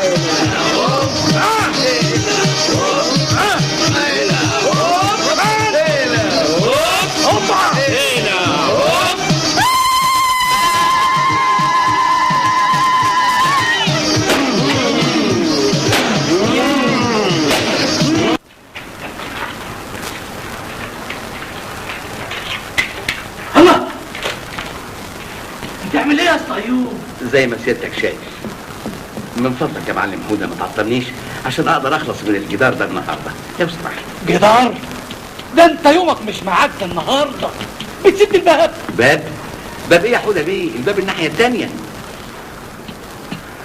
الناحيه الثانيه فين؟ ما هي مسدوده. هتبني اوضه من غير باب يا فواعل يا عر انت. رد عليه، ما تسكتلوش، ما تسمحلوش يهينك. قال كده. بقول لك ايه؟ انت تتكلم كويس، انا ما اسمحلكش. والا والا ايه؟ اتكلم يا واد، بتعلي صوتك عليا؟ ده انت وقعتك مهببه. شواليه اجمع انت وهو بسرعه. حاسب يا جاهل، الافندي بتاعكم المتعلم النور، المدير عام السابق اللي معاه شهاده جامعيه بيسد الباب، بعلمه الصنعه كويس، بيهلفط معايا. اعمل فيه ايه يا قوم؟ احكموا انتوا بقى يا بتوع الشهادات. اهو بقى انا الحته كويس اهو، ما يمكن عايز اوضه مسدوده عشان ما فيش حد يخشها. اخلص يا جاهل، وانا عايزك. تحت امرك يا حوده بيه. امشي نجر شايله 10 مقاطف زلط بالنوع الكبير. يا معلم حوده ما حصلش حاجه يا سعاده البيه، انا ممكن اهد اللي بنيته. اخرس، انا هربيكم. مدارس ايه وهباب ايه اللي اتعلمتوا فيها؟ غور يا واد انت واقف في درعانك. حاضر يا فندم حاضر. بسرعه. حاضر. وانا عايزك. نعم يا حوده بيه. انت كمان شايل نفسك 10 مقاطف زلط. ليه بس يا سعاده البيه؟ ده هو تغيير مشاكل. مزاجي كده، الحسنه تخص والسيئه تعم. يا سعاده البيه ده يرزقني ولا لا؟ اخلص بسرعه. سيبه عايز. اخلص انت كمان. غور انت وهو. وانت قاعد زي ما تقول. حاضر. امشي انت بره. معقول اوضه من غير باب؟ طب يدخلوها ازاي دي؟ وحشتيني. وانت كمان. من زمان ما تمشيناش على الكورنيش. من ايام الخطوبه. فاكره؟ ودي حاجه تتنسي؟ فاكره لما كنا نتمشى على الكورنيش بالساعات واحنا بناكل ذره؟ ويوم ما حبيت اغير وجبت ترمس، فاكر قلت لي ايه؟ طبعا فاكر. قلت لك هي التمشيه على الكورنيش تحلو الا بالذره. عروبه ما تنساش حاجه ابدا. يا واد انت. ايوه يا ايوب بلاش كده.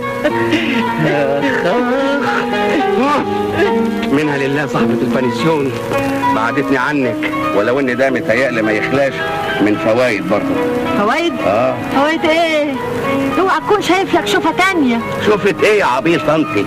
بعدك عني بيخليكي توحشيني اكتر، ولما بنتقابل بيبقى عايزين نجدد الاشواق. نجدد الاشواق يا جميل المحيي. ايوه بلاش كده. حواليا. واحد اثنين ثلاثة أربعة خمسة ستة سبعة ثمانية تسعة 10 11 12 13 14 15 16 17 18. حواليا أصعد شيل. تعالى انت. ايه؟ أنا معايا. ايه؟ سيبني هنا، سيبني هنا. انت بقى تروح تعتق عربية اسمنت. يعني ايه عتق؟ يعني تنزل الاسمنت من العربية، ما خدتوهاش في المدارس. غور. طيب امشي. امال اتعلموا ايه بس؟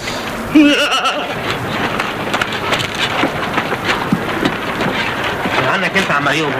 لا لا متشكر يا ابني. روح انت لحسن حوده اللومانجي يلمحك يأذيك، ربنا يكفينا شره.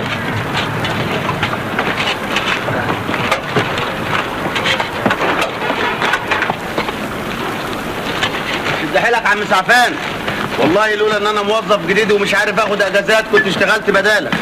المهم انت بعني الاجازه بمرتب. تعرفني في الجامعه اذا كان رئيس الجامعه وافق عليها ولا لا يا صلاح؟ حاضر يا عم اطمن خالص. وبالنسبه لاي جوابات على جلسه الاستئناف تيجي بقى على طول. انا تحت امرك يا عم. السلام عليكم. طيب دي حلوه يا بابا. طيب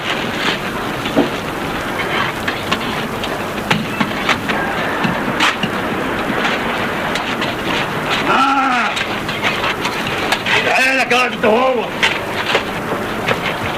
وانا عزت انت. انا يا فندم تحت امرك. غازي بيه شيع لك مندوب من عنده. فين؟ غسلته عطر، والست نفوسه مراته عندها غسيل بكره. طب وانا داخل ايه؟ انا يا اخويا ما اعرفش اصلح غسالات.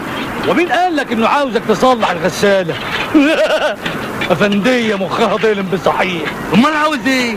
عاوز الجماعه بتوعه بسلامتك تروح تغسل لها الغسيل. انت بتقول ايه؟ اللي سمعته يا اخويا، من بكره الفجريه تكون عندها. مش ممكن، مستحيل، انا لا اقبل. مش بخاطرك يا استاذ، دي اوامر غازي بيه. اوامر غازي بيه، اوامر الجن الازرق. انا مش ممكن اقبل كده، دي اهانه لا تقبلها كرامتي ابدا. انت اكيد اتجننت، مستحيل تكون في وعيك، مستحيل. انا قلت لك روح للدكتور عشان تتعالج. يا منيره اهدي بس وافهميني. انت ايه يا اخي؟ جات لك لمسه وقلت استحملك عشان الكارثه اللي حصلت لك في الشغل. اشتغلت في وعدي وقلت امرنا لله عشان في الاخر نسكن في شقه. انما حصلت ان انا اشتغل غساله. لا يعني هو مش غساله بالمعنى المفهوم، هو زي ما تقولي كده يعني مساعده.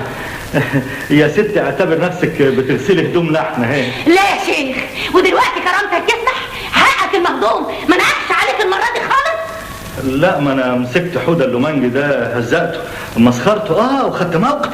وفي الاخر وافقت. يا فرحتي بموافقتك دي. ما انا برضه اضطريت لما قال لي ان هو ممكن يطردني وما يديناش شقه. يطردك، لكن مستحيل مستحيل ان انا اشتغل غساله على اخر الزمن. دول فمين؟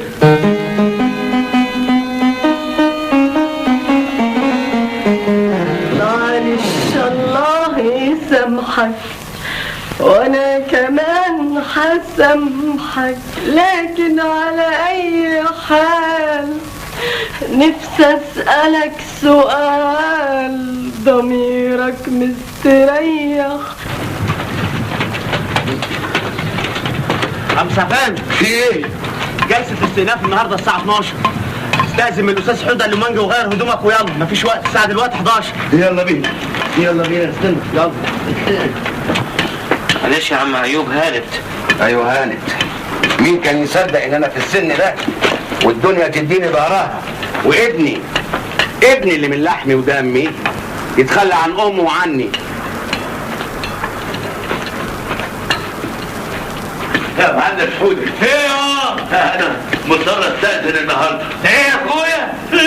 تستأذن ايه؟ انت فاكر نفسك بتشتغل فين؟ في دول الحكومة؟ اصل انا عندي ظرف خاص النهارده، جلسه الاستئناف اللي هيتقرر بناء على ايش يا اكبر، شوف شغلك لحسن احرمك في الشارع. خلاص انت يا صلاح اسبقني انت والمحامي وبعدين تبقى طمني على اللي بيحصل. خلاص يا عم، شوف شغلك انت وانا هتصرف. ايه شغلك شغلك؟ امشي. مستعجلين عرة. حلوة استأذن دي.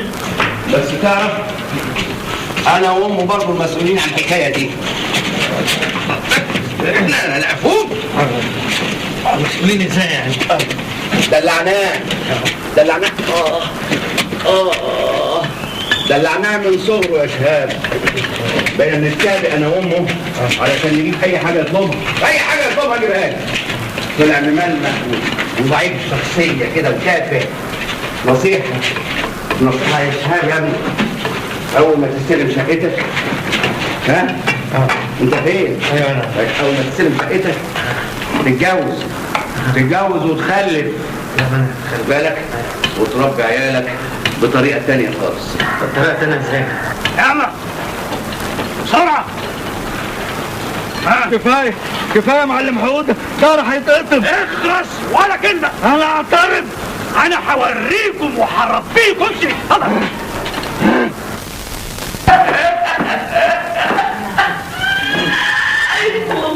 يا ميوب تضحك. لا بتهدنا الشخصيه دي يا راجل، انت بتضحك. مش بيقولوا شر الماليه تبقى يضحك؟ عمال بضحك على عينك والواد حوده اللومانجي عمال بيجيله سجاره فوق سجاره.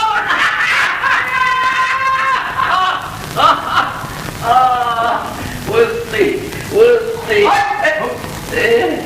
يا وسطي تعبني يا ابراهيم، تعبني قوي. يا عم اجيب الهنا الطواطم. ايه؟ روح على نادي ليه واستسمعه؟ قلت لك عمل خفيف. يا عم بلا عمل خفيف. اسمع يا عم ايوب، انا عندي فكره ما تخرش الميه. قول. الواد حوده اللومانجي مال احمده بقرشين، شغلانه خفيفه. ما انت عارف القرش يلعب القرش. يا عم قرش مين؟ انا لا اكل، ده انا بدفع المعاش كله للوليه صاحبه البنسيون. وعلى العموم هانت اللي فاضل اقل كتير من اللي فات. الحرقوفه تعبان يا اخوانا. مدد ايه هتعمل ايه؟ سيبه، ده سمعه. سمعه مين؟ سمعه مين؟ ما تعرفوش؟ لا، ده سمعه اجدع واحد يعمل علاج طبيعي في الدنيا. الله يكرمك. مدد، ربنا يسعدك. مدد، الله يخليك. مدد، حاضر عينيا معايا. بس يا سلام، ربنا يخليك، الله يخليك.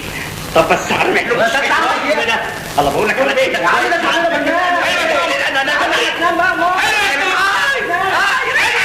تعالوا يا ولاد، تعالوا. اخيرا ربنا عوض صبرنا خير.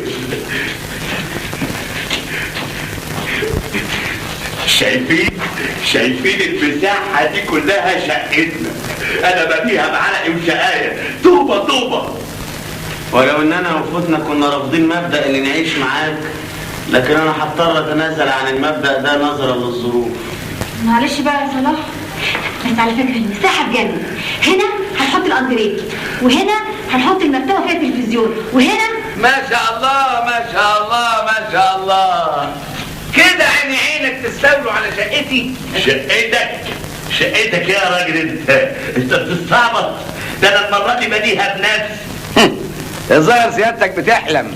دي شقتي يا حضرة، وانا متفق مع غازي بيه عليها من قبل ما سيادتك تشرف الموقع. ايه الكلام الفارغ اللي انت بتقوله ده؟ غازي بيه قال لي ان المساحة دي شقتي يوم ما جابني هنا. عشم ابليس في الجنة.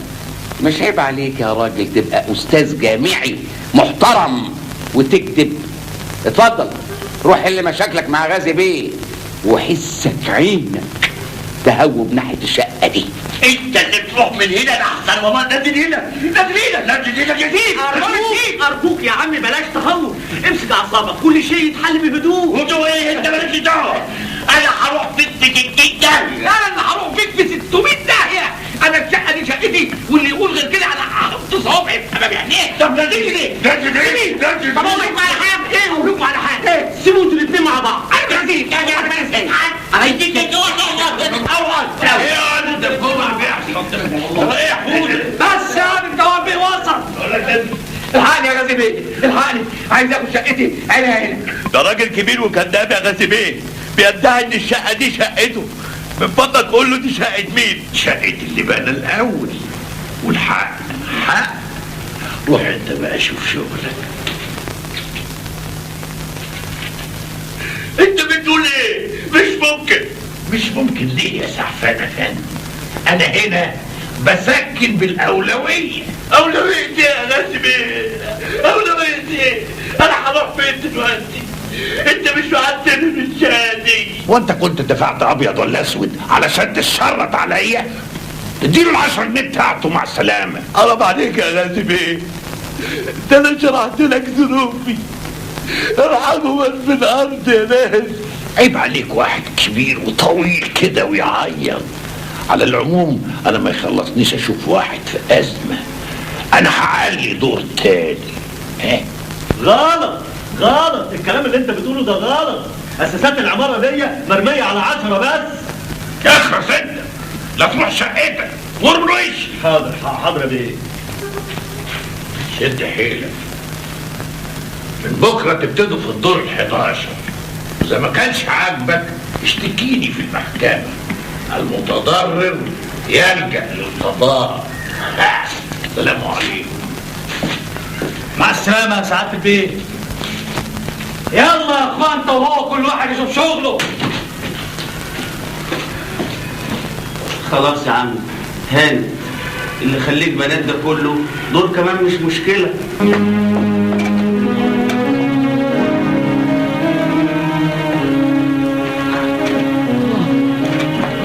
استاذ ايوب،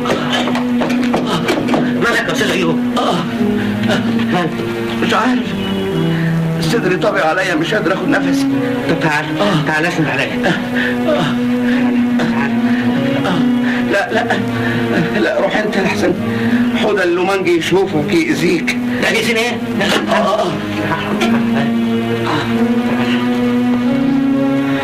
استريح.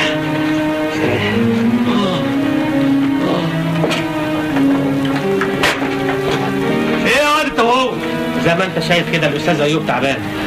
استنوا ده اخويا عشان ما تشتغلش. قوم لي احسن اخلي يومك اسود من ارض الخروب. ابعد عنه. الله ده انت راجل اهو زي ما انت شايف مش قادر ياخد نفسه. سلامتك يا عم ايوب، الف سلام عليك. شوف شغلك انت هو. يلا لا يا جدعان حد يجيب الاسعاف.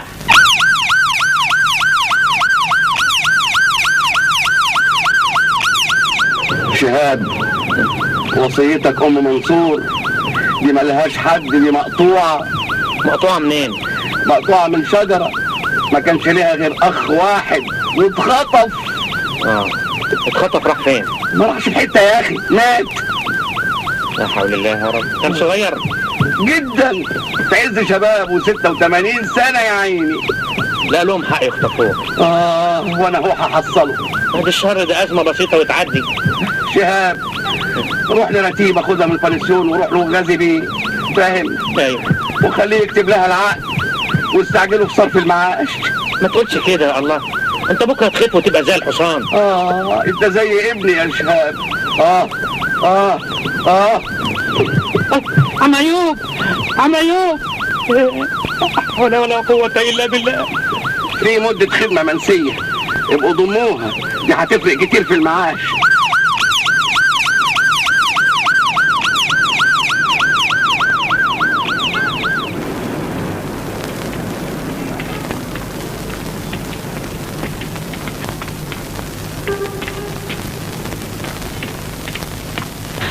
ألف سلام عليك يا أيوب. شد حيلك امال يا ايوب. الله اتجدعن شويه علشان خاطر الست الطيبه دي. كلها يوم ولا اتنين وينزل شغله تاني، ما يلزمش اي خدمه.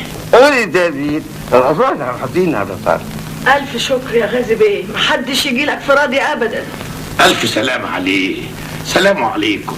ويكي كلام والله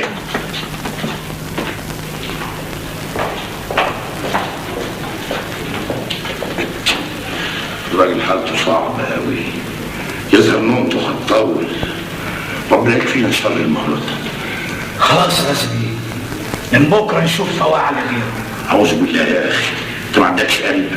أنا راجل عندي ضمير، وعلشان أيوب عيان تطرده. من بكره مراته تنزل الشغل بداله.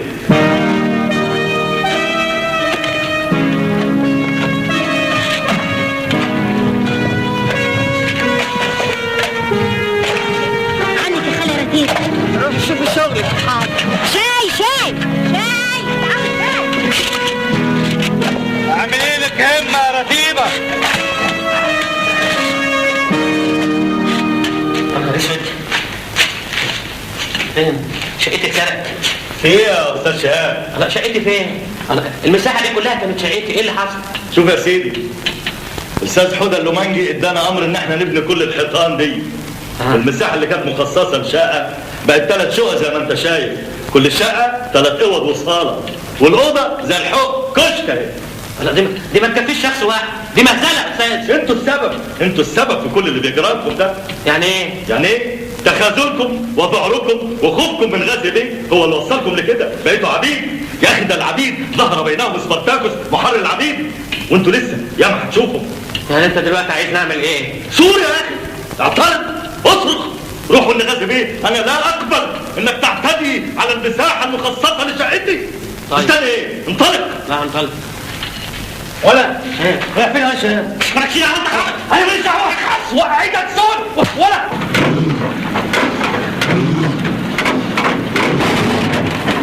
يا غازي بيفهمني، مساحة الحمامات في الشقق ما تسمحش بدخول بانيو او تركيبه. ليه بقى؟ لان يا فندم مساحة الحمام دلوقتي بقت عبارة عن متر في نص متر بعد التعديلات اللي ساعتك طلبتها. خلاص بلاش بانيو خالص. السلام عليكم. اهلا يا شهاب. يا غازي بيه انا فوجئت بان الشقه اللي انا مأجرها بقت 3 شقق. ما احنا لسه بنتكلم في الموضوع دلوقتي. بقول لك ايه يا باش مهندس، انا جاتني فكره نركب البانيو على الحيطه كده بالطول. الارتفاع مش يكفي؟ ما يكفيش يا فندم، لان ارتفاع الحمام 1.5 متر وطول البانيو 1.5 متر. وبعدين يعني اسمح لي يا فندم، يعني ان ده اقتراح غريب قوي. الميه هتستقر ازاي في البانيو؟ ودي مشكله. نركب باب لكل بانيو ويبقى الحنفيات والدش في السقف فوق. ما هو يا فندم لو البانيو اتملى ميه والمستاجر قفل الباب عليه هيموت كده غرقان يا فندم، موت تفطيس وما محدش يقدر يجيبه تاني. ما تموتوا يا اخي، مش كفايه هتسكنوا ببلاش؟ ثم انت ايه اللي سايبك الموقع؟ عايزني اطردك واخد منك الشقه؟ لا لا لا يا فندم، خلاص ارجوك، سلام عليكم.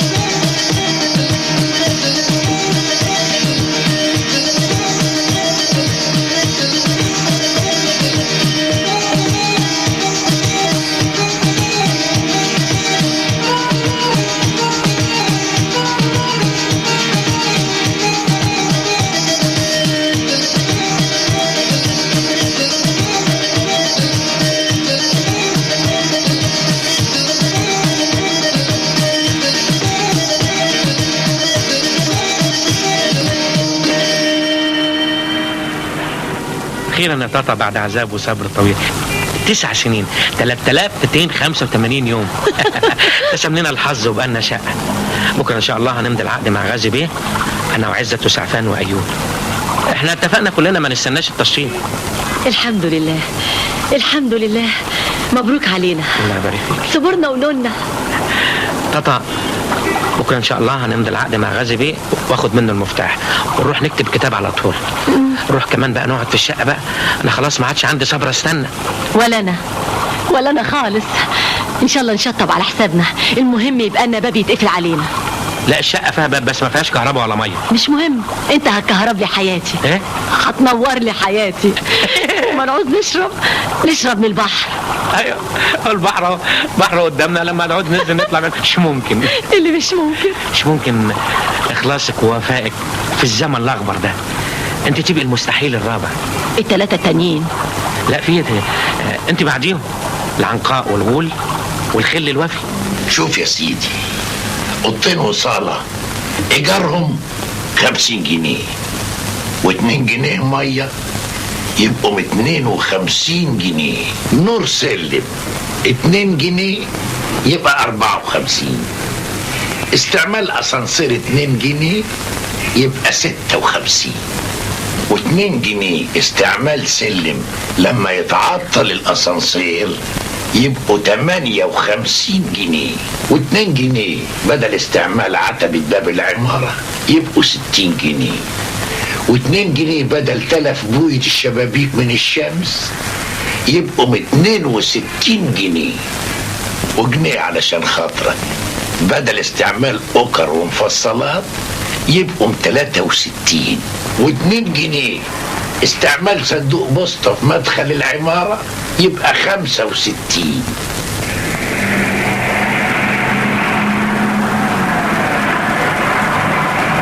استاذ شهاب، انت طول عمرك متخاذل وكلامك ده ما يعجبنيش. غازي ده عايز اللي يوري له العين الحمراء. طب انا هوري له. يعني ايه؟ يعني اي تهاون في بند من بنود العقد مش هيضرك انت لوحدك، هيضرنا احنا كلنا، ولا ايه يا استاذ سعفان؟ مظبوط. واول ما نستلم العقود ضروري نسجلها في الشهر العقاري، ده اضمن حل عشان نضمن حقوقنا، ولا ايه يا استاذ ايوب؟ تمام، عين العقل. واذا كنت يا استاذ سعفان عايز شقتي اللي في الدور العاشر واخد شقتك اللي في الدور ال11 انا ما عنديش مانع، احنا اخوات يا اخي. ربنا يخليك يا استاذ ايوب، ما دام في اسانسير يبقى مفيش مشاكل. و10 استعمال جراج يبقى 75 جنيه. بس انا ما عنديش عربيه يا غازي بيه. بكره ربنا يفتحها عليك وتجيب يا اخي. و5 جنيه جنايني يبقوا 80 جنيه. لكن العماره ما فيهاش جنينه يا غازي بيه. يا راجل هجيب لكم قصرية زرع على باب العمارة، دي مش عايزة حد يخلي باله منها ويسقيها. ما البواب يسقيها يا غازي بيه؟ لا يا حبيبي، أنا أحب التخصصات. بواب يعني بواب، جنايني يعني جنايني، افهموها بقى. احنا لازم نتمسك بمسؤوليته عن التشطيب، والا هيسلمنا على الطوب الاحمر. يا سيدي يسلمنا زي ما يسلمنا، احنا كنا طايلين. والله عندك حق يا استاذ ايوب، احنا ناخد المفاتيح وبعدين يحلها الحلال. طاطا واهلها اكلوا وشي.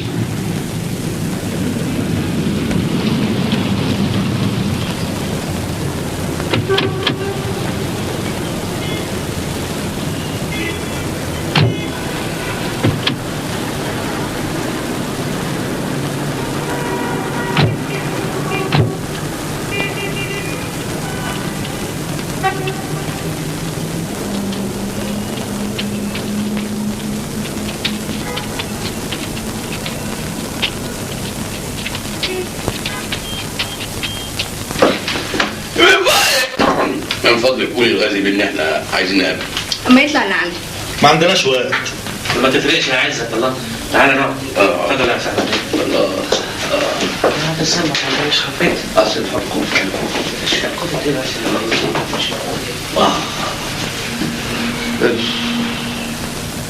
و2 جنيه للدش و2 جنيه للسيفون، يبقى المبلغ كله 190. ابوس ايدك ابوس ايدك، كفايه يا غازي بيه. خلاص خلي الباقي على عيالي. يلا هو بتعمل دول ايه دول؟ كميات ب5000 جنيه. هو مضيهم ليه؟ افرض حضرتك لا مؤاخذه ما رضتش تدفع الايجار الا على حسب تقدير اللجنه، اتسوح انا؟ عندك حق. خلاص امضي يا باشا، امضي حبيبي. حاضر.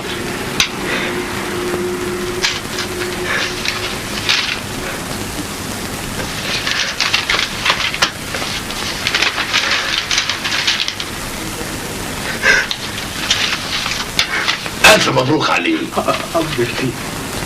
بالسلامة يا حبيبي، بالسلامة.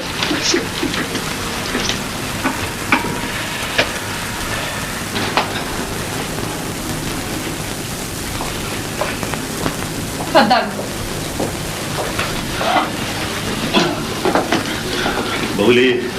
خدوا بالكم المية طول عمرها على المالك. ها؟ وبند الاسانسير كمان لو مش موجود في العقد هنضيفه. نضيف. اتفضل.